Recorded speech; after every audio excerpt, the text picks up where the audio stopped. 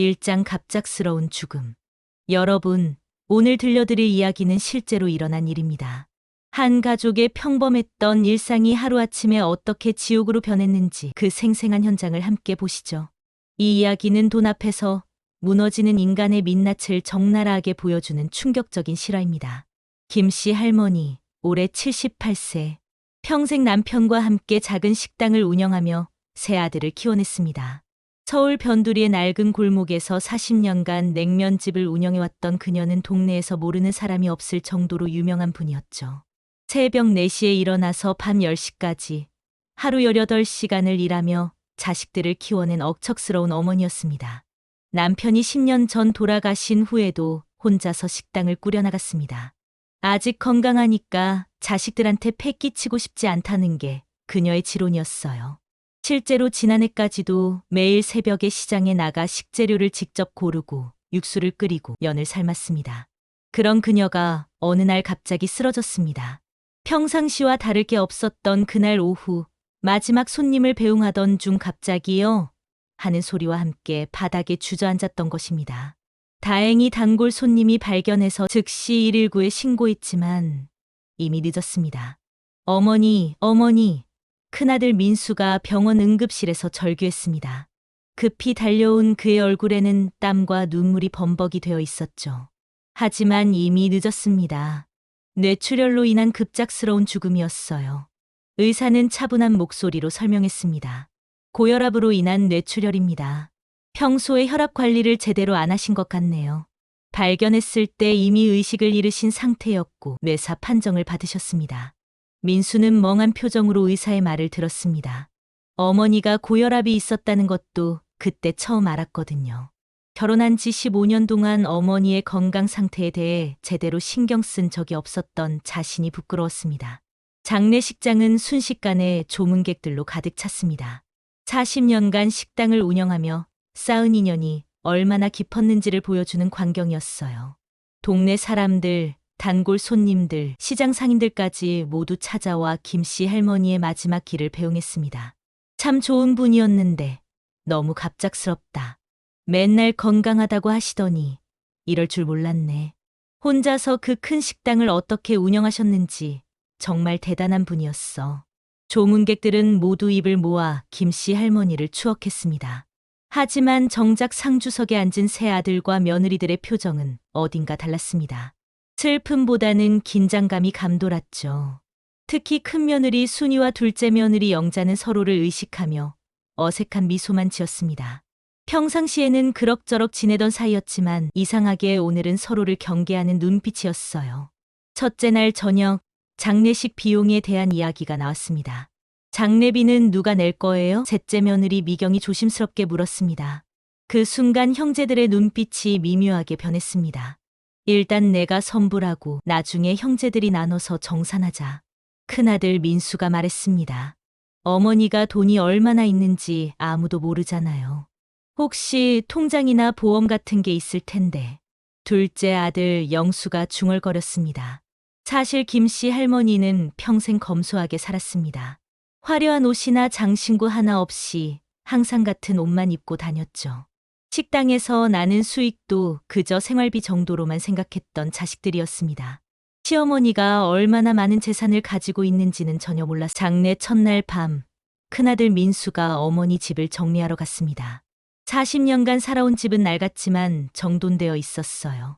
그런데 어머니 방 서랍장을 정리하다가 이상한 것을 발견했습니다. 여러 은행의 통장들과 부동산 등기부등본들이 가득했던 것입니다. 신한은행, 국민은행, 우리은행. 적어도 7에서 8개 은행이 통장이 있었어요. 이게 뭐지? 민수는 깜짝 놀랐습니다. 첫 번째 통장을 열어보니 잔고가 3억 2천만 원이었습니다. 두 번째 통장에는 2억 8천만 원, 세 번째에는 4억 1천만 원. 민수는 손이 덜덜 떨렸습니다. 어머니가 이렇게 많은 돈을 숨기고 계셨다니. 부동산 등기부등본도 마찬가지였어요. 강남구 대치동 아파트 3채, 강서구 상가 건물 2동. 도대체 어머니가 언제 이런 부동산을 사셨던 걸까요? 그날 밤 민수는 한숨도 잘 수 없었습니다. 머릿속이 복잡했어요. 한편으로는 어머니가 이렇게 큰 재산을 혼자서 모으셨다는 게 대단했고, 다른 한편으로는 왜 자식들에게 말씀하지 않으셨을까 하는 의문이 들었습니다. 동시에 가슴 한편이 뜨거워졌습니다. 자신이 장남이니까 당연히 가장 많이 받을 거라는 기대감 때문이었죠. 이제 우리 가족도 부자가 될 수 있겠구나 하는 생각이 머릿속을 가득 채웠습니다. 하지만 민수는 아직 몰랐습니다.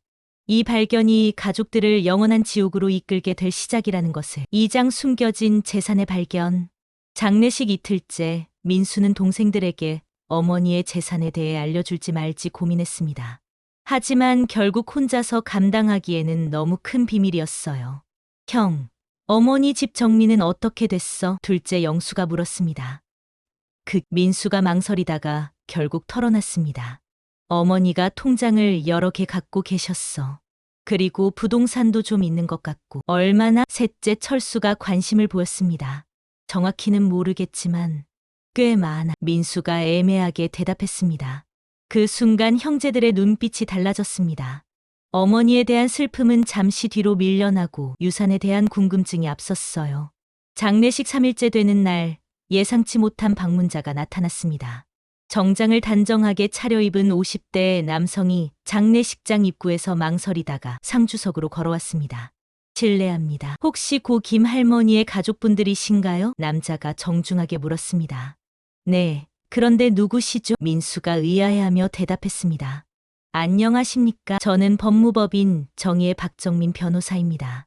남자가 명함을 꺼내며 인사했습니다. 고인이 되신 김씨 할머니의 법정 대리인이었습니다. 가족들은 모두 고개를 갸우뚱했습니다. 시어머니가 언제 변호사를 선임했다는 건지 아무도 몰랐거든요. 평생 법정에 한번 가본 적 없던 시골 출신의 할머니가 변호사라니 뭔가 이상했어요. 죄송한데 언제부터 저희 어머니의 변호사셨다는 건가요? 둘째 영수가 의심스러운 눈빛으로 물었습니다. 5년 전부터입니다. 할머니께서 재산 관리와 상속 관련 업무를 의뢰하셨어요. 박 변호사가 차분하게 설명했습니다. 죄송하지만 장례가 끝난 후 유족분들과 중요한 얘기를 나눠야 할 일이 있습니다. 유 원장과 관련된 일입니다. 유 원장? 가족들의 눈이 일순간 반짝였습니다. 특히 며느리들의 표정 변화가 눈에 띄었죠. 순이는 무의식적으로 침을 꿀꺽 삼켰고 영자는 손을 비비기 시작했습니다. 유 원장이 정말 있나요? 미경이 조심스럽게 물었습니다. 네, 5년 전에 작성하시고 공증까지 받아두셨습니다. 박 변호사가 확인해줬습니다. 그날 밤부터 가족들의 대화는 온통 유산에 관한 것뿐이었습니다. 형, 어머니가 정말 돈이 많으셨나 봐. 영수가 기대에 찬 목소리로 말했습니다. 5년 전부터 변호사를 뒀다는 게 심상치 않아. 보통 사람들은 변호사 쓸 일이 없잖아. 철수도 동조했습니다. 며느리들도 마찬가지였습니다. 장례식장 화장실에서 만난 순이와 영자는 수근거렸어요. 언니, 시어머니가 돈이 꽤 있으신가 봐요. 영자가 기대감을 감추지 못했습니다. 그러게요. 그런데 유 원장에 뭐라고 써놨을까요? 순이도 궁금해했습니다. 아무래도 아들들이 많이 받겠죠. 우리는 조금씩 받으면 다행이고. 미경이 겸손한 척했지만 속으로는 기대감이 가득했어요. 장례를 마친 그날 오후 가족들은 모두 고인의 집에 모였습니다. 평소에는 좁고 낡아 보이던 집이 오늘은 왠지 다르게 느껴졌어요. 혹시 이 집 안에 보물이 숨겨져 있는 건 아닐까 하는 생각 때문이었죠. 박 변호사는 서류 가방에서 두꺼운 파일을 꺼냈습니다. 그 안에는 봉인된 유 원장과 함께 각종 재산 관련 서류들이 가득했어요. 고인께서 5년 전에 작성하신 유 원장입니다. 박 변호사가 봉인된 유 원장을 들어보였습니다. 하지만 유 원장을 읽기 전에 먼저 재산 목록부터 말씀드리겠습니다. 네, 그게 좋겠어요. 민수가 앞장서서 대답했습니다. 박 변호사가 서류를 펼치고 천천히 읽기 시작했습니다. 가족들은 모두 숨을 죽이고 귀를 기울였어요. 먼저 부동산입니다. 강남구 대치동 아파트 3채, 각각 84제곱미터, 현재 시가 총 15억 원 정도로 평가됩니다. 15억? 영수가 깜짝 놀라 중얼거렸습니다. 강서구 화곡동 상가 건물 2동, 각각 3층 건물로 1층은 상가, 이에 3층은 오피스텔입니다. 현재 시가 총 12억 원 정도로 평가됩니다. 며느리들이 서로를 쳐다보며 눈빛을 교환했습니다. 예금 관련해서는 8개 은행에 분산 예치되어 있습니다. 신한은행 3억 2천만 원, 국민은행 2억 8천만 원, 우리은행 4억 1천만 원. 박 변호사가 계속 읽어나갔습니다. 총 예금 잔고는 18억 원입니다. 가족들의 입이 벌어졌습니다. 18억 원의 현금이라니 주식 및 채권도 있습니다. 삼성전자, LG전자 등 우량주 위주로 투자하셨고 국채와 회사채도 일부 보유하고 계셨습니다. 현재 시가 기준으로 약 5억 원어치입니다. 박 변호사가 잠시 숨을 고르고 마지막 발표를 했습니다. 따라서 총 재산 평가액은 대략 50억 원입니다. 50억? 큰아들 민수가 의자에서 벌떡 일어나며 소리쳤습니다. 어머니가 그렇게 많은 돈이 있으셨다고요? 맞습니다. 50억 원 정도 됩니다. 박 변호사가 재확인했습니다. 둘째 아들 영수는 입에서 침이 흘러내리는 것도 모른 채 형, 우리가 부자가 된 거야 하고 외쳤습니다. 셋째 아들 철수만은 조금 다른 반응을 보였습니다. 어머니가 왜 이런 걸 숨기셨을까 하며 의아해했어요. 하지만 며느리들은 이미 머릿속으로 계산기를 두드리고 있었습니다. 50억을 3으로 나누면 1인당 16억 정도. 갑자기 시어머니가 그리워진 게 아니라 돈이 그리워진 거였죠. 그런데 변호사님, 상속세는 얼마나 될까요? 큰며느리 순이가 영리하게 물었습니다. 50억 원 규모라면 상속세가 대략 15억 원 정도 나올 것 같습니다. 하지만 이건 세무사와 정확히 계산해봐야 할 문제고요. 박 변호사가 설명했습니다. 그럼 실제로는 35억 원 정도 받는 거네요. 둘째 며느리 영자가 빠르게 계산했습니다. 우선 유언장 내용부터 확인해 보시죠. 재산 분배 방식이 나와 있을 겁니다. 박 변호사가 봉인된 유언장을 만지작거렸습니다. 바로 그 순간이었습니다. 가족들의 운명이 완전히 바뀌게 될 순간 말이죠. 아직 아무도 몰랐습니다. 이 50억 원의 유산이 가족을 천국으로 이끌 것이 아니라 지옥으로 떨어뜨릴 거라는 사실을. 3장 유언장의 충격적 내용. 박 변호사가 유언장 봉인을 뜯는 순간 방 안의 공기가 얼어붙었습니다. 가족들은 모두 숨을 죽이고 변호사의 입을 바라봤어요. 각자 머릿속으로는 이미 자신의 몫을 계산하고 있었죠. 김씨 할머니의 유언장을 읽겠습니다. 박 변호사가 목을 가다듬었습니다. 나 김는 정신이 온전하고 신체가 건강한 상태에서 다음과 같이 유언한다. 변호사의 목소리가 엄숙하게 울려 퍼졌습니다. 시리게 초침 소리까지 들릴 정도로 조용한 방 안에서 모든 가족들이 긴장한 채 기다렸어요. 첫째 조항, 강남구 대치동 아파트 세 채는 모두 큰며느리 박순이에게 상속한다. 네, 순이가 깜짝 놀라 벌떡 일어났습니다. 15억어치 부동산이 모두 자신 것이라니 꿈인지 생시인지 구분이 안 갈 정도였어요. 하지만 다른 가족들의 표정은 순간 일그러졌습니다. 특히 둘째 며느리 영자의 얼굴은 새파랗게 질렸죠. 왜 언니만 15억씩이나 받는 거야 하는 질투심이 얼굴에 그대로 드러났습니다. 큰아들 민수도 당황했습니다. 자신이 받을 줄 알았던 재산이 아내 앞으로 넘어간 것이었으니까요. 둘째 조항, 강서구 화곡동 상가 건물 이동은 둘째 며느리 김영자에게 상속한다. 이번에는 영자가 기뻐할 차례였습니다. 어머나 하며 손으로 입을 막았어요. 12억 상당의 상가 건물이라니. 하지만 기쁨도 잠시 다른 사람들의 시선이 따가웠습니다. 특히 셋째 며느리 미경의 얼굴은 점점 어두워졌습니다. 설마 나는 아무것도 못 받는 건 아니겠지 하는 불안감이 엄습했어요. 셋째 조항, 각종 예금 총 18억 원은 셋째 며느리 이미경에게 상속한다. 어머나, 미경이 이번에는 정말로 의자에서 넘어갈 뻔했습니다. 18억 원의 현금이라니 부동산과 달리 바로 쓸 수 있는 현금 18억 원을 받게 된 것이었어요. 하지만 정작 친아들들은 아직 아무것도 받지 못한 상황. 세 형제의 얼굴은 점점 굳어갔습니다. 며느리들은 각각 10억 넘게 받는데 친아들인 자신들은 뭘 받는다는 건지 알 수가 없었어요. 그럼 우리는 뭘 받는 거죠? 큰아들 민수가 떨리는 목소리로 물었습니다. 장남인 자신이 가장 많이 받을 줄 알았는데 아내가 15억을 받고 자신은 아무것도 없다니. 박 변호사가 계속 읽었습니다. 넷째 조항, 주식 및 채권 총 5억 원은 세 아들이 균등하게 분할한다. 첫째 아들 민수, 둘째 아들 영수, 셋째 아들 철수가 각각 1억 6,600만 원씩 상속받는다. 고작 1억 6천만 원? 둘째 아들 영수가 소리쳤습니다. 며느리들은 최소 12억, 최대 18억을 받는데 친아들인 우리가 겨우 1억? 이상하다. 뭔가 잘못된 거 아니야? 셋째 아들 철수가 중얼거렸습니다. 어머니가 왜 이렇게 유언을 쓰셨을까? 며느리들은 기뻐했지만 동시에 민망해했습니다. 시댁 식구들의 차가운 시선을 받으니 마냥 좋을 수만은 없었어요. 그런데 박 변호사는 아직 끝나지 않았다는 듯이 유언장을 계속 읽었습니다. 다섯째 조항, 이 유언의 이유를 상세히 설명한다. 변호사의 목소리가 더욱 엄숙해졌습니다. 방 안이 쥐죽은 듯 조용해졌습니다. 이제야 진짜 이유를 알 수 있을 것 같았어요. 나는 40년간 식당을 운영하며 세 아들을 키웠다. 그들이 결혼할 때까지 내 모든 것을 쏟아부었다. 하지만 결혼 후 그들의 태도는 180도 달라졌다. 아들들의 얼굴이 점점 붉어졌습니다. 특히 큰아들 민수는 결혼 후 5년간 단 한 번도 어머니 안부를 묻지 않았다. 명절에도 얼굴을 보기 어려웠고 전화 한 통 없었다. 나는 외로웠지만 참았다. 하지만 큰며느리 순이만은 달랐다. 매주 목요일마다 식당에 들러 안부를 물었고 내가 감기에 걸렸을 때는 약국에서 미경은 재산관리 전문가와 상담했습니다.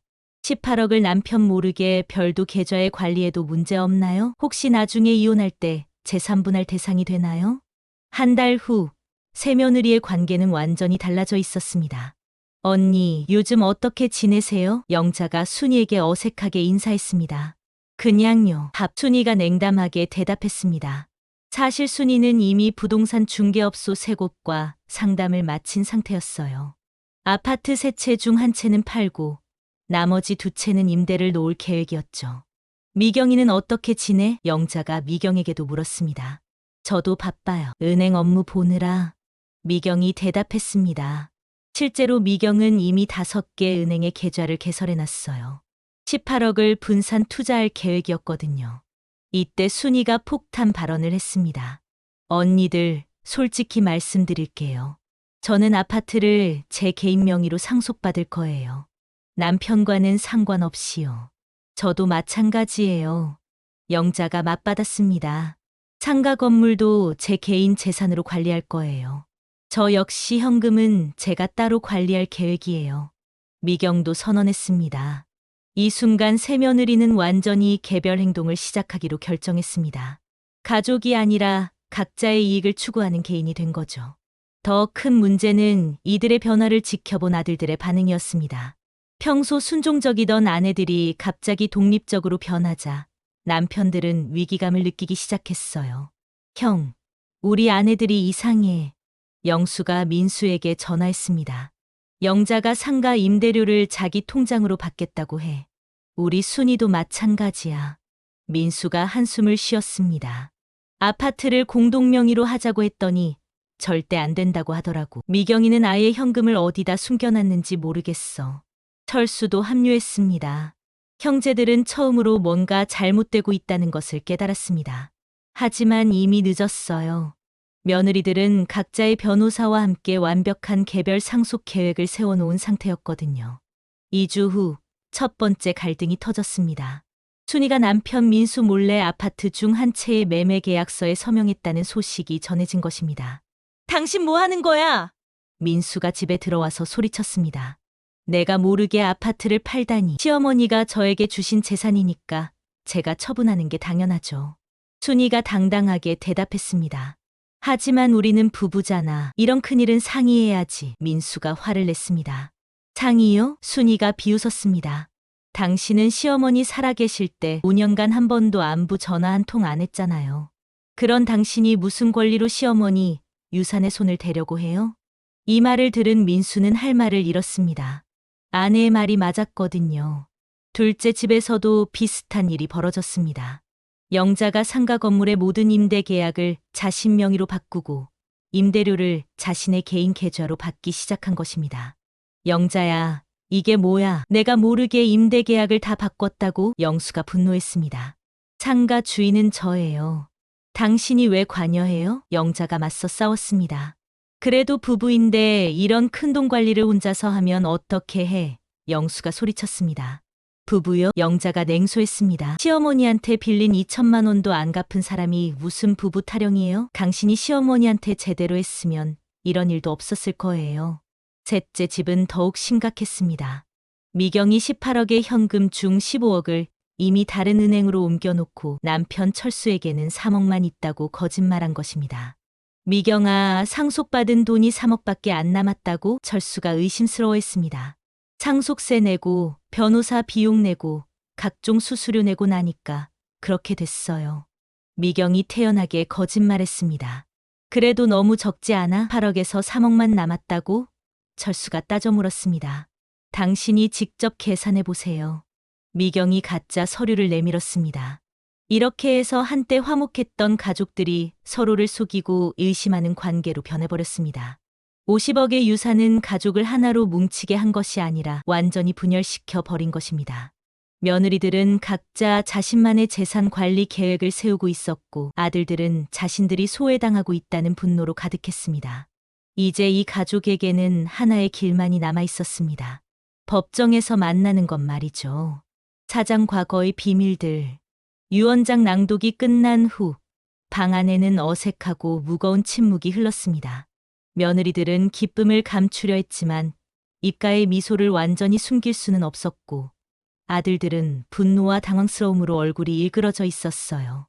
가장 먼저 침묵을 깬 것은 큰아들 민수였습니다. 잠깐만요. 민수가 갑자기 벌떡 일어나며 소리쳤습니다. 이 유언장이 정말 진짜인가요? 어머니가 정신이 온전한 상태에서 이런 유언을 쓰셨을까요? 네, 공증도 받은 정식 유언장입니다. 박 변호사가 차분하게 대답했습니다. 그게 아니라 민수가 말을 이었습니다. 어머니가 이런 큰 재산을 어떻게 모으셨는지부터 알아야 하지 않겠습니까? 작은 식당 하나로 50억을 모은다는 게 말이 됩니까? 사실 그동안 아무도 궁금해하지 않았던 부분이었습니다. 자식들은 모두 어머니가 그저 근근히 살아가는 줄로만 알고 있었거든요. 둘째 아들 영수도 거들었습니다. 맞아요. 우리 어머니가 언제부터 이런 부자가 되셨는지 이해가 안 가요. 혹시 사기라도 당한 건 아닐까요? 박 변호사가 또 다른 서류 뭉치를 꺼냈습니다. 두꺼운 파일이었어요. 고인께서 남기신 재산 형성 과정에 대한 상세한 기록입니다. 박 변호사가 파일을 펼쳤습니다. 아마 여러분들이 놀라실 겁니다. 변호사가 첫 번째 서류를 읽기 시작했습니다. 김 씨 할머니는 1990년, 즉 30년 전부터 체계적으로 재산을 형성하기 시작하셨습니다. 당시 식당 월 수입이 약 300만 원 정도였는데 이 중 70%인 210만 원을 매달 저축하셨어요. 210만 원씩? 철수가 깜짝 놀랐습니다. 그럼 생활비로는 90만 원밖에 안 쓰셨다는 거예요? 네, 맞습니다. 할머니는 극도로 검소한 생활을 하셨어요. 옷도 몇 벌 없이 돌려 입으시고 외식은 거의 하지 않으셨죠.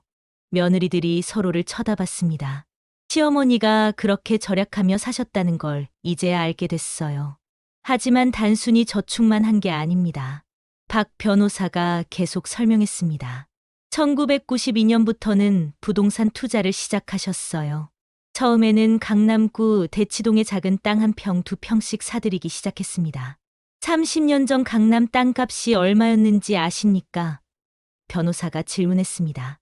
지금의 10분의 1도 안 됐어요. 평당 500만 원 하던 땅이 지금은 5천만 원이 넘습니다. 가족들이 모두 감탄했습니다. 할머니는 정말 뛰어난 안목을 가지고 계셨어요.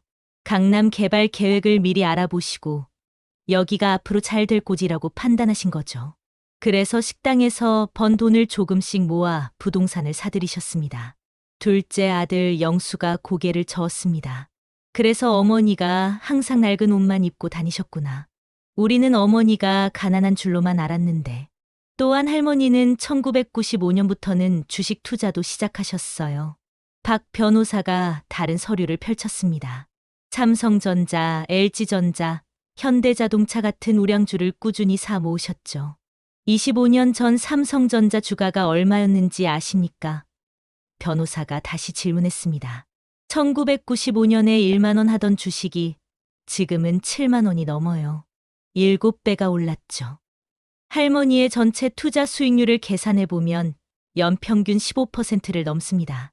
웬만한 펀드 매니저보다 뛰어난 실력이셨어요. 가족들은 모두 입을 다물지 못했습니다. 그저 시골 출신의 평범한 할머니라고만 생각했는데 알고 보니 투자의 달인이었던 것입니다. 어머니가 어떻게 그런 걸 다 아셨을까요? 셋째 며느리 미경이 궁금해했습니다. 박 변호사가 미소를 지었습니다. 할머니는 정말 부지런하셨어요. 매일 새벽 4시에 일어나서 신문을 3개씩 읽으셨어요. 경제신문까지 포함해서요.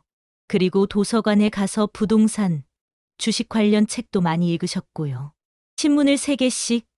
큰아들 민수가 놀랐습니다. 우리는 몰랐는데요. 할머니는 공부하는 모습을 자식들에게 보이고 싶어 하지 않으셨어요. 새벽에 혼자서 조용히 공부하셨죠. 변호사가 다른 서류를 꺼냈습니다. 그리고 할머니는 1998년 IMF 때 큰 기회를 잡으셨어요. 모든 사람들이 부동산과 주식을 팔 때 할머니는 오히려 더 많이 사들이셨죠. IMF 때요? 둘째 며느리 영자가 기억해냈습니다. 그때 정말 힘든 시기였는데, 네, 맞습니다. 하지만 할머니는 위기가 곧 기회라고 생각하셨어요. 1998년부터 2000년까지 3년간 강남 아파트 3채를 모두 사들이셨습니다. 당시에는 지금의 3분의 1 가격이었어요. 가족들이 감탄했습니다. 상가 건물도 마찬가지입니다. 2008년 금융위기 때 다들 어려워할 때 할머니는 강서구 상가 건물 2동을 사셨어요. 지금은 임대 수입만으로도 월 500만 원씩 들어오는 황금알을 낳는 거위가 되었죠. 박 변호사가 마지막 서류를 펼쳤습니다. 그런데 가장 놀라운 건 따로 있습니다. 할머니가 왜 아무에게도 이 사실을 말씀하지 않으셨는지 아십니까? 가족들이 모두 궁금한 표정으로 변호사를 쳐다봤습니다. 고인의 일기장에 이런 내용이 있습니다. 변호사가 일기장을 펼쳤습니다. 1999년 3월 15일자입니다. 돈이 있다는 걸 자식들이 알게 되면 그들이 더 이상 진심으로 나를 대하지 않을까봐 두렵다. 돈 때문에 가족이 변하는 걸 보고 싶지 않다. 차라리 가난한 엄마로 남고 싶다. 그 말을 듣는 순간 방 안이 조용해졌습니다. 2005년 8월 10일자에는 이런 내용도 있어요. 변호사가 계속 읽었습니다. 오늘 민수가 사업자금이 필요하다며 1천만 원을 빌려달라고 했다. 나에게는 충분한 돈이 있지만 주지 않았다. 내가 돈이 있다는 걸 알면 민수는 더 이상 노력하지 않을 것이다. 사람은 어려울 때 성장한다. 아들들의 얼굴이 빨갛게 달아올랐습니다. 실제로 할머니는 가끔 돈이 필요하다고 거짓말을 하시기도 했습니다. 박 변호사가 충격적인 사실을 털어놨습니다. 자식들이 어떻게 반응하는지 시험해 보려고 말이죠. 큰아들 민수가 기억해냈습니다. 3년 전 어머니가 병원비가 없다고 하셨을 때 자신은 바쁘다며 나중에 드리겠다고 했던 것을. 반면 큰며느리 순이는 그 자리에서 바로 50만 원을 꺼내드렸었죠. 2017년 11월 3일자 일기에는 이런 내용이 있습니다. 변호사가 마지막 일기를 읽었습니다. 오늘 영수가 또 돈을 빌려달라고 했다. 하지만 지난번에 빌려간 2천만 원도 아직 갚지 않았다. 반면 영자는 내가 당뇨라는 걸 알고 당뇨에 좋은 음식을 직접 만들어 가져다 줬다. 누가 진짜 내 자식인지 모르겠다. 그제서야 유언장의 내용이 완전히 이해되기 시작했습니다. 어머니는 30년간 돈을 모으면서 동시에 가족들의 마음을 시험하고 계셨던 것입니다. 돈이 아니라 진심을 보고 계셨던 거예요. 그리고 그 결과가 바로 이 유언장이었습니다. 오장 며느리들의 계산, 진실이 밝혀진 후 가족들의 태도는 완전히 달라졌습니다. 어머니의 지혜로운 판단에 감탄하면서도 동시에 각자의 이해관계가 첨예하게 대립하기 시작했어요. 특히 며느리들 사이에 미묘한 신경전이 시작되었죠. 평소에는 화목하게 지내던 사이였지만 수십억 원의 유산이 걸리자 상황이 완전히 달라진 것입니다. 유언장 발표가 끝나고 일주일 후 가족들은 상속 절차를 논의하기 위해 다시 모였습니다. 하지만 분위기는 처음과 완전히 달랐어요. 큰며느리 순이는 15억 상당의 강남 아파트 3채를 받게 되었습니다. 하지만 그녀의 머릿속은 이미 복잡한 계산으로 가득했어요. 상속세가 문제네. 순이가 혼잣말을 중얼거렸습니다. 15억에서 상속세를 빼면 실제로는 얼마나 남을까? 그리고 아파트를 팔아야 하나 아니면 임대를 놓을까? 순이는 몰래 부동산 중개업소에 전화를 걸어 시세를 알아보기도 했어요. 여보세요. 대치동 아파트 시세가 어떻게 되나요? 84제곱미터 말이에요.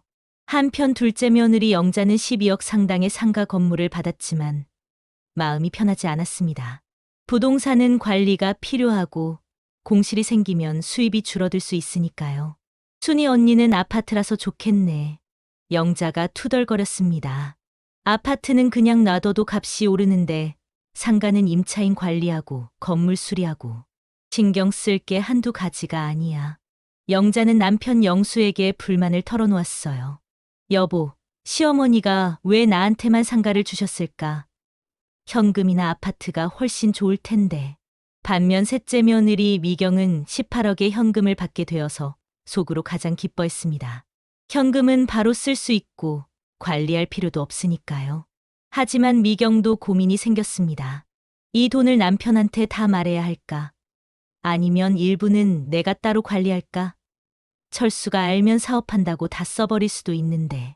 미경은 몰래 은행에 가서 자신만의 비밀 계좌를 개설하기까지 했어요. 첫 번째 가족 모임에서 며느리들의 본색이 서서히 드러나기 시작했습니다. 언니들, 상속세 문제를 어떻게 할까요? 미경이 먼저 화두를 꺼냈습니다.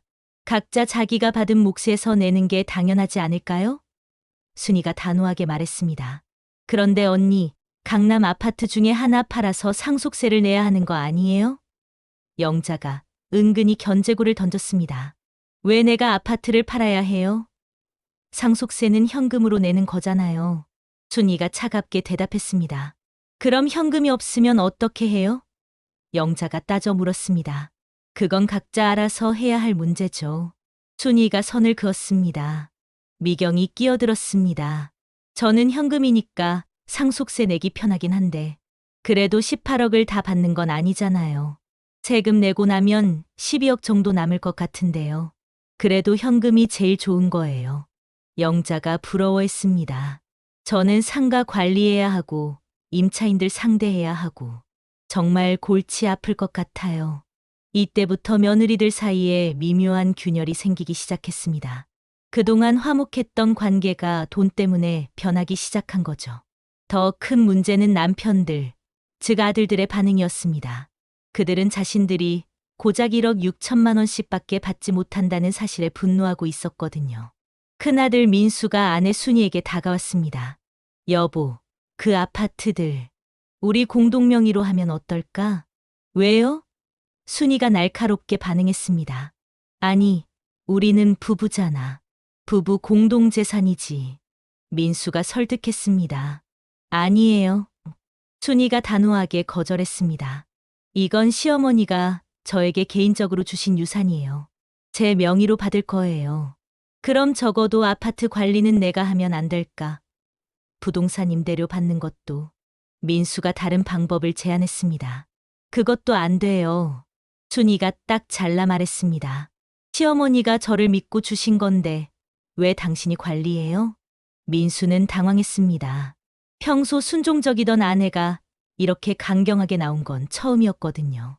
둘째 집에서도 비슷한 일이 일어났습니다. 영자야, 상가 건물 임대 수입은 우리 가게 통장으로 넣자. 영수가 제안했습니다. 왜요? 상가는 제 명의인데 왜 당신 통장으로 넣어요? 영자가 반발했습니다. 상가 관리는 복잡하잖아. 내가 도와줄게. 영수가 설득했습니다. 아니에요. 제가 직접 할 거예요. 영자가 완강했습니다. 그럼 적어도 임대료의 일부는 가게비로 써야 하지 않겠어? 영수가 다른 방법을 제안했습니다. 그건 나중에 생각해 볼게요. 영자가 애매하게 대답했습니다. 셋째 집은 더욱 심각했습니다. 철수가 18억의 현금을 완전히 노리고 있었거든요. 미경아, 그 돈으로 우리 집을 강남으로 이사 가자. 철수가 제안했습니다. 아직 상속도 안 받았는데 벌써 계획을 세우세요? 미경이 냉정하게 반응했습니다. 그래도 18억이면 강남 아파트 한 채는 살 수 있잖아. 철수가 기대에 찼습니다. 그 돈으로 아이들 교육비도 써야 하고 노후 준비도 해야 하는데 집부터 바꿀 생각이세요? 미경이 현실적으로 따졌습니다. 그럼 일부는 내가 사업하는 데 쓰면 안 될까? 철수가 다른 제안을 했습니다. 사업이요? 지금까지 몇 번 실패했는데 또 사업해요? 미경이 차갑게 반응했습니다. 이렇게 되자 며느리들은 각자 변호사를 선임하기 시작했습니다. 가족임에도 불구하고 서로를 믿을 수 없게 된 거죠. 순이는 강남에서 가장 유명한 부동산 전문 변호사를 찾아갔습니다. 변호사님, 상속받은 부동산을 남편 공동 명의로 해야 할 의무가 있나요? 영자는 상가 관리 전문가를 만났습니다. 상가 건물 임대료를 제가 개인적으로 관리해도 법적으로 문제 없죠? 육장 형제들의 배신, 아들들의 분노는 시간이 갈수록 더욱 커져갔습니다. 친어머니가 며느리들에게는 수십억을 주고 피를 나눈 친아들들에게는 고작 1억 남짓밖에 주지 않았다는 사실을 도저히 받아들일 수 없었거든요. 더욱 분노스러운 건 며느리들의 태도였습니다. 평소에는 순종적이던 아내들이 갑자기 독립적으로 변해서 남편들을 완전히 배제하고 있었어요. 큰아들 민수가 가장 먼저 움직였습니다. 그는 회사 동료의 소개로 강남의 한 법무법인을 찾아갔어요. 변호사님, 유 원장의 이의를 제기할 수 있나요? 민수가 간절한 표정으로 물었습니다. 어떤 이유로 이의를 제기하려고 하시는 건가요? 변호사가 되물었습니다. 친어머니가 며느리들에게는 45억을 주고 친아들들에게는 5억밖에 주지 않았어요. 이게 말이 됩니까? 민수가 억울함을 털어놨습니다. 변호사가 고개를 저었습니다. 법정 상속분을 침해받았다면 유류분 반환 청구를 할 수 있습니다. 하지만 이 경우는 어려울 것 같은데요. 왜 안 되는 거죠? 민수가 다급했습니다. 아드님들도 각각 1억 6천만 원씩은 받으시잖아요. 전체 재산의 10%입니다. 법정 상속분의 절반 이상이에요. 법적으로는 문제가 없어 보입니다. 변호사가 설명했습니다. 민수의 얼굴이 굳었습니다. 법적으로는 문제가 없다니 어떻게 해야 할지 막막했어요. 그럼 다른 방법은 없나요? 민수가 포기하지 않고 물었습니다. 변호사가 잠시 생각하더니 말했습니다. 만약 유 원장 작성 당시 고인이 정신적으로 온전하지 못했다는 걸 증명할 수 있다면 가능합니다. 치매나 정신질환 같은 게 있었다면요. 치매요? 민수의 눈이 번뜩였습니다. 네, 유 원장 무효 소송을 제기하는 거죠. 하지만 증거가 있어야 해요. 의료 기록이나 주변 증언 같은 거 말이에요. 변호사가 주의를 주었습니다. 민수는 법무법인을 나서면서 머릿속으로 계획을 세웠어요. 어머니가 치매 초기 증상이 있었다고 주장하면 되겠구나. 그는 곧바로 둘째 동생 영수에게 전화를 걸었습니다. 영수야, 우리 어머니 유 원장이 진짜일까? 뭔가 이상하지 않아? 민수가 유도 질문을 했습니다. 형 말이 맞아. 영수가 즉시 동조했습니다. 어머니가 정신이 온전한 상태에서 그런 말도 안 되는 유언을 쓰셨을 리가 없어. 분명 누가 꼬드겼거나 아니면 정신이 온전하지 못한 상태였을 거야. 두 형제는 그날 저녁 만나서 작전을 짰습니다. 어머니가 치매 초기 증상이 있었다고 주장하면서 유 원장 무효 소송을 제기하기로 한 거죠. 우리가 증인을 구해야 해. 민수가 음흉한 미소를 지었습니다. 어머니가 깜빡깜빡 하셨다고. 증언할 사람들 말이야. 동네 사람들한테 부탁해보자. 영수가 제안했습니다. 돈 좀 주면 증언해줄 사람들 있을 거야. 하지만 셋째 동생 철수는 달랐습니다. 형들이 계획을 털어놨을 때 강하게 반대했어요. 형들, 그러지 맙시다. 어머니, 유언을 존중해야죠. 철수가 말렸습니다. 어머니가 왜 그런 유언을 쓰셨는지 우리가 제일 잘 알잖아요. 야, 너는 1억 6천만 원으로 만족하냐? 민수가 철수를 다그쳤습니다. 우리가 이기면 50억을 3등분해서 16억씩 받을 수 있어. 그래도 안 돼요. 철수가 고개를 저었습니다. 어머니의 뜻을 거스를 수는 없어요. 이 자식이! 영수가 화를 냈습니다. 혼자 착한 척 하지 마. 하지만 철수는 끝까지 형들의 계획에 동참하지 않았습니다. 그는 어머니의 유언이 정당하다고 생각했거든요. 며칠 후 민수와 영수는 동네 이웃들을 찾아다니기 시작했습니다. 김씨 아주머니, 우리 어머니가 요즘 많이 깜빡. 민수가 동네 슈퍼 사장한테 유도 질문을 했습니다.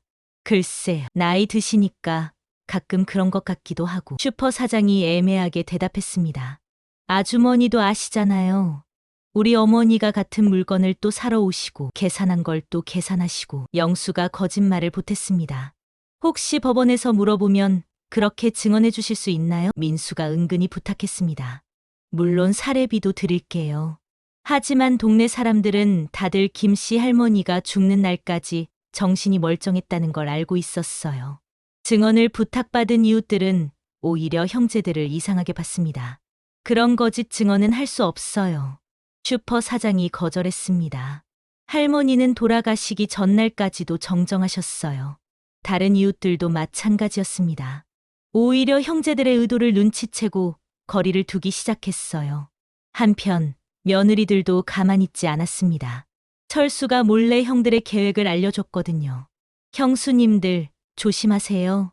큰형과 둘째 형이 유언장 무효 소송을 준비하고 있어요. 철수가 경고했습니다.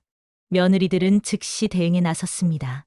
그들도 각자 변호사를 선임하고 방어 전략을 세우기 시작했어요. 큰며느리 순이가 가장 먼저 행동했습니다. 그녀는 남편 민수 몰래 강남 아파트 3채 중 2채를 다른 사람 명의로 임시 이전해버렸어요. 만약 소송에서 지면 재산이 동결될 수 있다고 생각한 거죠. 당신 뭐 하는 거야? 민수가 뒤늦게 알고 화를 냈습니다. 시어머니가 저에게 주신 재산을 보호하는 거예요. 순이가 당당하게 대답했습니다. 당신이 소송한다면서 제 재산까지 위험에 빠뜨릴 생각이세요? 둘째 며느리 영자도 마찬가지였습니다. 상가 건물의 모든 임대 계약을 자신 명의로 바꾸고 임대보증금까지 자신의 계좌로 옮겨놨어요. 이게 뭐야? 내가 모르게 이런 일을 다 처리했어. 영수가 소리쳤습니다. 상가 주인은 저예요. 당신이 왜 관리해요? 영자가 맞서 싸웠습니다. 게다가 당신이 시어머니 유산을 뺏으려고 소송까지 하려고 하는데 제가 가만히 있을 줄 알았어요? 셋째 며느리 미경은 가장 영리했습니다. 18억의 현금을 이미 해외 계좌로 일부 이전해놨어요. 만약의 사태에 대비해서 말이죠. 이렇게 되자 가족은 완전히 두 편으로 갈라졌습니다. 민수와 영수 대 순이와 영자, 그리고 중간에서 어정쩡한 위치에 있는 철수와 미경. 형제들 사이에도 균열이 생겼습니다. 철수야, 너 정말 우리 편에 안 설 거야? 민수가 셋째 동생을 압박했습니다. 형, 저는 어머니 뜻을 따르겠어요. 철수가 단호하게 거절했습니다. 야, 이 자식아! 영수가 화를 냈습니다. 우리가 이기면 너도 몫을 나눠줄 텐데 지금 1억 6천만 원 받는 것보다 16억 받는 게 좋지 않아? 돈 문제가 아니에요. 철수가 고개를 저었습니다. 어머니가 우리를 어떻게 보셨는지, 며느리들을 어떻게 보셨는지 우리가 제일 잘 알잖아요. 너 혼자 착한 척 하지 마. 민수가 소리쳤습니다. 어차피 너 아내도 18억 받는데 무슨 소리야. 이 말을 들은 철수는 처음으로 화를 냈습니다. 형들이 그럴 줄 몰라. 어머니 돌아가시자마자 유산부터 노리고 이제는 거짓 증언까지 만들려고 하고 정말 실망이에요. 그 순간부터 삼형제의 관계는 완전히 틀어졌습니다. 철수는 형들과 연락을 끊어버렸고 오히려 며느리들 편에서 그들을 보호하기 시작했어요. 형수님들, 큰형과 둘째 형이 어떤 계획을 세우고 있는지 제가 다 알려드릴게요. 철수가 며느리들에게 약속했습니다. 이제 이 가족에게는 평화로운 해결책이 없었습니다. 법정에서 만나는 것만이 유일한 길이었죠. 한때 화목했던 가족이 서로를 원수로 여기며 법정에서 만나게 된 것입니다. 50억의 유산은 가족을 하나로 만든 것이 아니라 영원히 갈라놓아 버렸어요.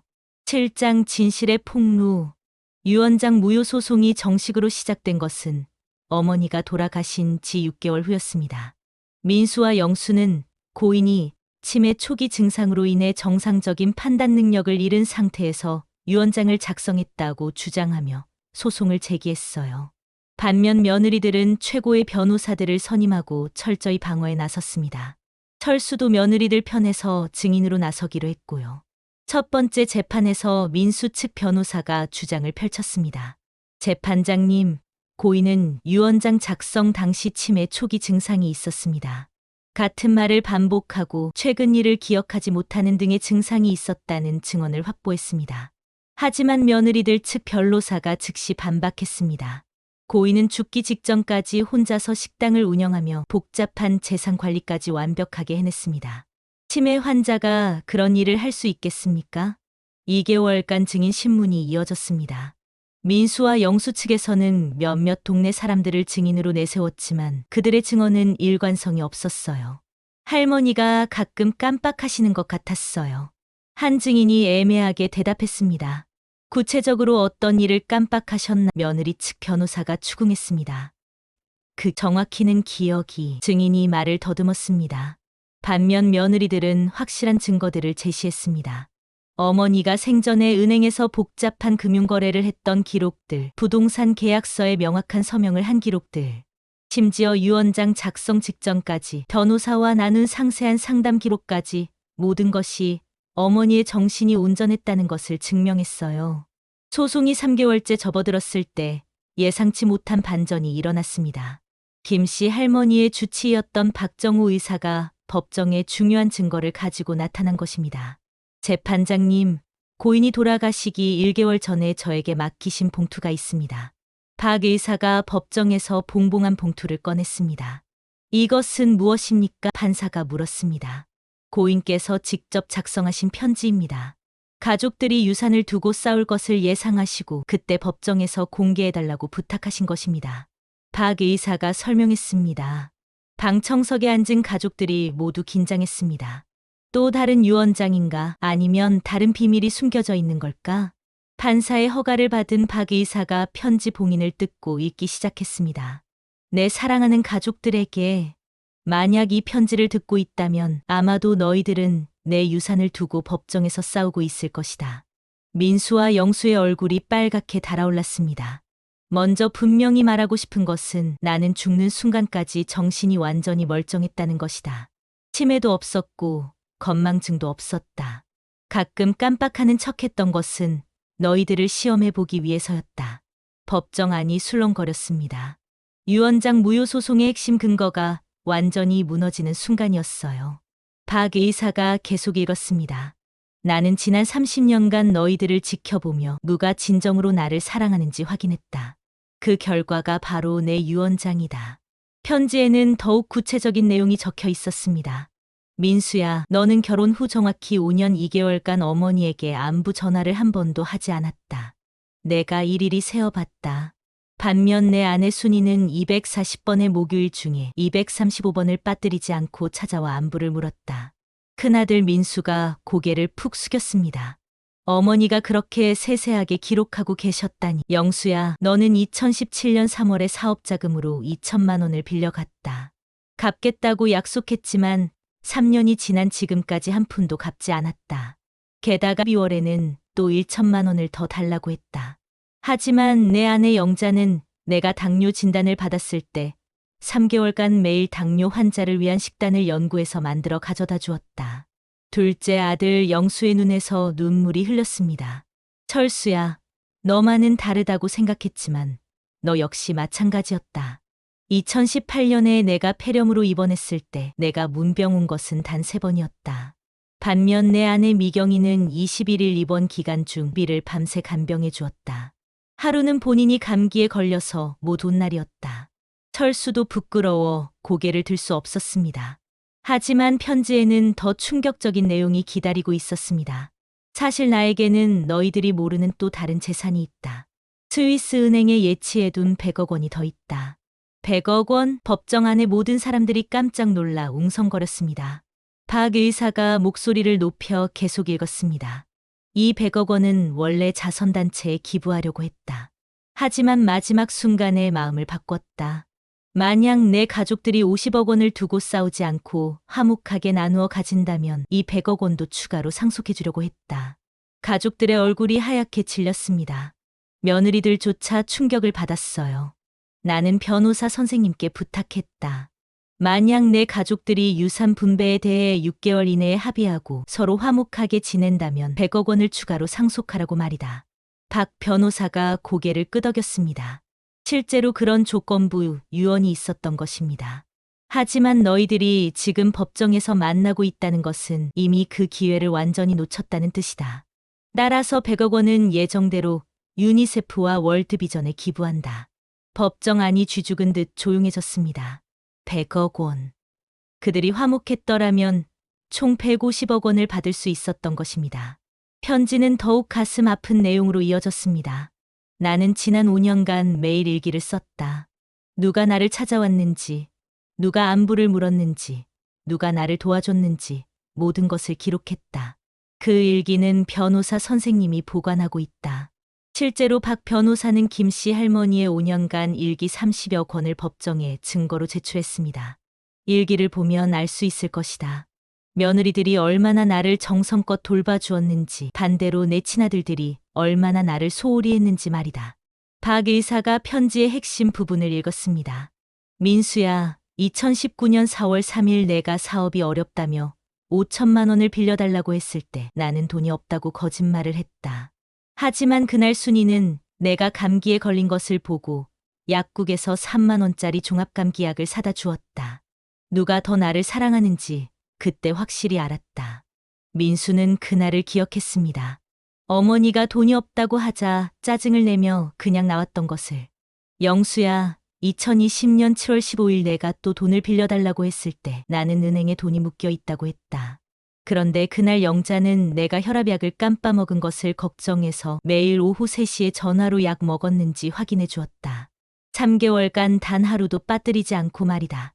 영수도 그때를 떠올렸습니다. 어머니한테 돈을 빌리지 못해 짜증났던 기억만 남아 있었어요. 편지의 마지막 부분이었습니다. 철수야, 너는 그나마 나았지만 역시 부족했다. 2021년 1월에 내가 허리를 다쳐서 병원에 가야 할 때 내가 바쁘다고 해서 택시를 타고 혼자 갔다. 하지만 미경이는 회사에 반차를 내고 병원에 데려다 주었고 검사 결과가 나올 때까지 5시간을 기다려 주었다. 철수도 그날을 기억했습니다. 중요한 회의가 있다며 어머니를 혼자 보낸 것을. 박 의사가 감정을 담아 마지막 문단을 읽었습니다. 나는 이제 이 세상을 떠나지만 너희들에게 마지막으로 당부하고 싶은 말이 있다. 가족보다 소중한 것은 없다. 돈은 다시 벌 수 있지만 가족의 사랑은 한번 깨지면 다시 되돌릴 수 없다. 피는 물보다 진하다고 하지만 진정한 가족은 피가 아니라 마음으로 결정되는 것이다. 며느리들이 내 친아들들보다 더 나를 사랑해 주었고 더 효도해 주었다. 그들이 내 진짜 딸들이다. 부디 이를 계기로 서로를 이해하고 용서하길 바란다. 그리고 앞으로는 가족을 더 소중히 여기며 살아가길 바란다. 돈보다 더 소중한 것이 바로 가족의 사랑이라는 것을 깨달아 주길 바란다. 너희 모두를 사랑한다. 2024년 1월 10일 어머니 김올림 편지. 낭독이 끝나자 법정은 완전한 정적에 휩싸였습니다. 방청석에서는 훌쩍거리는 소리가 들려왔어요. 그 순간 법정에 있던 모든 사람들이 울음을 터뜨렸습니다. 100억 원을 놓친 것에 대한 분노보다도 어머니의 마지막 당부를 저버린 자신들이 부끄러웠던 것입니다. 판사도 잠시 감정을 추스르는 시간을 가졌습니다. 민수와 영수는 머리를 감싸 쥐었습니다. 자신들이 얼마나 못된 아들이었는지, 어머니가 얼마나 외로우셨는지 이제야 깨달았어요. 반면 며느리들은 복잡한 감정에 휩싸였습니다. 시어머니의 사랑을 받은 것은 기뻤지만 그 과정에서 가족이 완전히 망가져버렸으니까요. 철수는 형들을 바라보며 눈물을 흘렸습니다. 이제라도 늦지 않았어요. 우리 화해해요. 하지만 이미 너무 많은 상처가 났습니다. 100억 원이라는 거액을 놓친 것도 분했지만 더 큰 문제는 서로에 대한 신뢰가 완전히 무너졌다는 것이었어요. 재판부는 일주일 후 판결을 선고했습니다. 당연히 원고 패소였어요. 어머니의 유언장은 법적으로도 도덕적으로도 완벽했거든요. 하지만 진짜 패배자는 따로 있었습니다. 바로 가족 전체였어요. 그들은 어머니의 사랑과 150억 원 그리고 가족의 화목까지 모든 것을 잃어버린 것입니다. 8장 파국과 깨달음. 어머니의 마지막 편지와 재판 결과를 들은 후 가족들은 모두 말을 잃었습니다. 법정을 나서는 발걸음은 납덩이처럼 무거웠고 각자의 마음은 후회와 자책감으로 가득했어요. 총 150억 원. 그들이 화목했더라면 받을 수 있었던 천문학적 금액이었습니다. 하지만 이제는 영원히 손에 넣을 수 없는 돈이 되어버렸어요. 더 심각한 건 돈보다 훨씬 소중한 것들을 잃어버렸다는 사실이었습니다. 가장 충격을 받은 사람은 큰아들 민수였습니다. 그는 법정에서 나온 후 차 안에서 1시간 넘게 울었어요. 나는 정말 최악의 아들이었구나. 민수가 핸들을 잡고 혼잣말을 중얼거렸습니다. 어머니가 살아계실 때는 관심도 없다가 돌아가신 후에야 유산에만 관심을 가지다니. 심지어 어머니를 치매 환자로 만들려고 했잖아.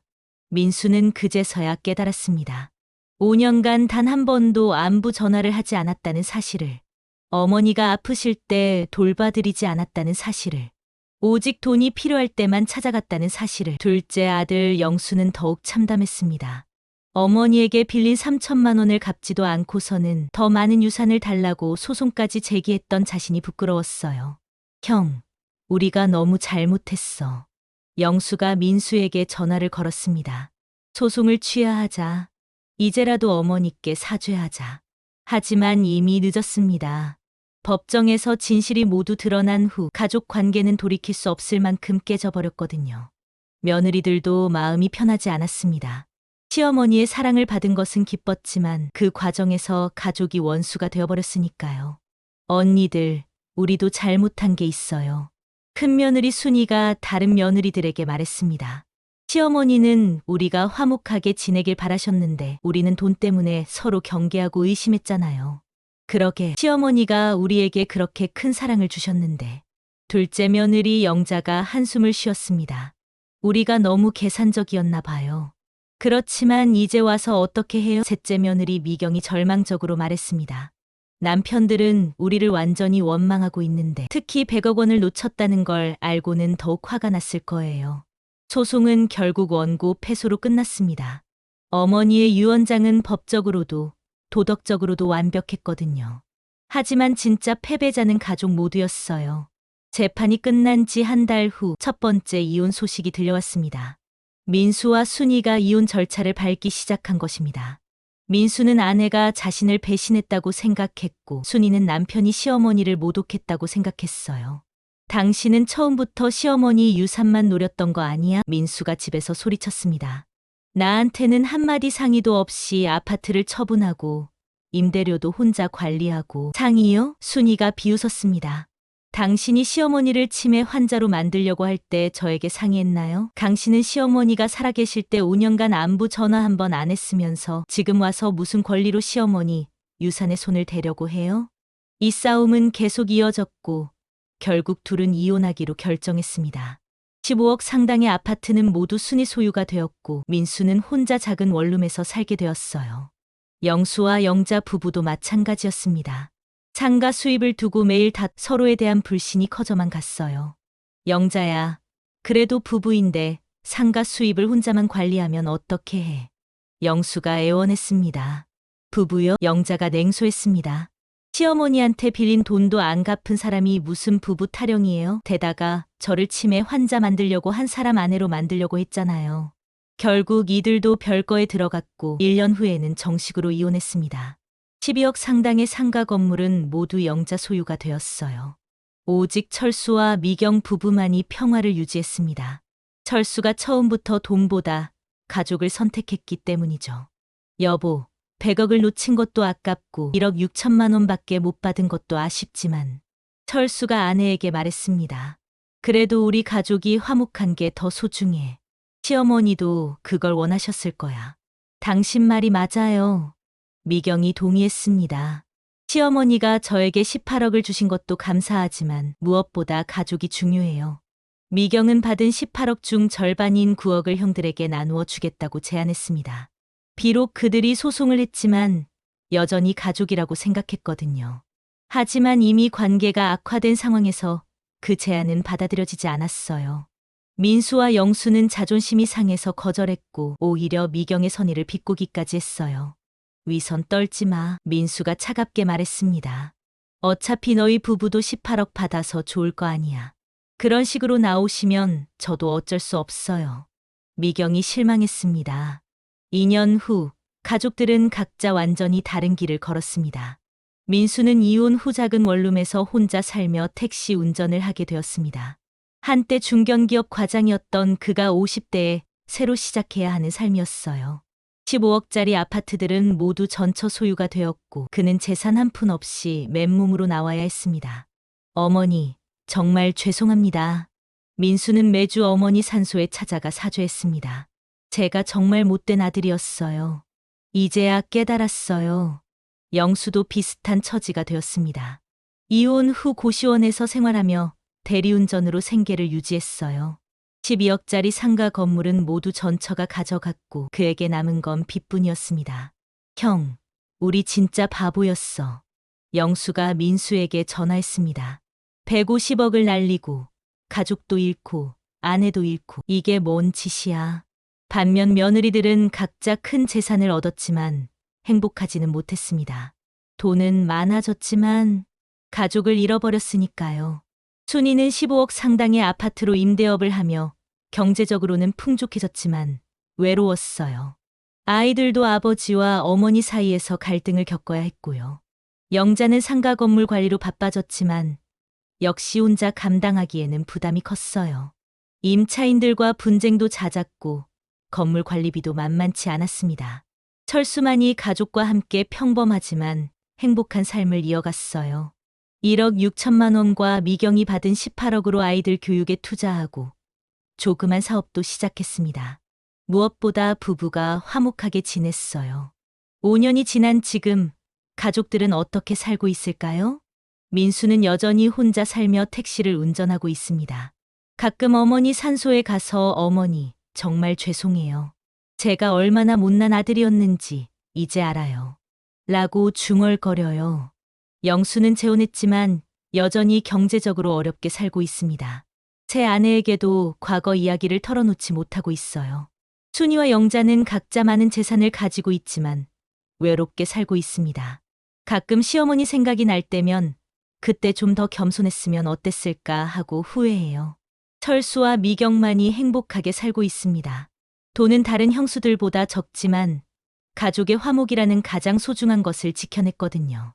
어머니가 남긴 진짜 유산은 50억도 100억도 아니었습니다. 바로 가족의 소중함이라는 교훈이었어요. 하지만 대부분의 가족들이 그 교훈을 깨달았을 때는 이미 모든 것이 늦어버린 상황이었습니다. 돈을 얻기 위해 가족을 잃어버린 것이죠. 지금도 그들은 각자의 자리에서 후회하고 있을 것입니다. 만약 그때 돈보다 가족을 선택했다면, 만약 어머니 말씀을 제대로 들었다면, 만약 서로를 조금 더 이해하려고 노력했다면. 하지만 세상에 만약은 없습니다. 여러분, 돈은 정말 중요합니다.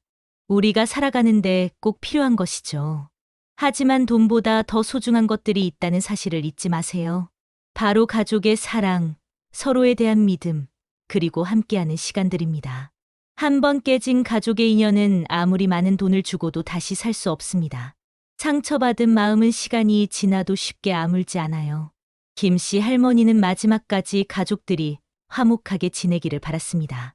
그래서 150억이라는 거액까지 준비해놨죠. 하지만 가족들은 그 마음을 이해하지 못했고 결국 모든 것을 잃어버렸습니다. 이 이야기가 여러분에게는 남의 일이 아니라 교훈이 되기를 바랍니다. 가족이 살아있을 때 사랑하세요. 후회할 일이 생기기 전에 먼저 다가가세요. 그리고 돈보다 소중한 것이 무엇인지 항상 기억하세요. 이상으로 시어머니 장례식에서 터진 50억 유산 싸움 이야기를 마칩니다.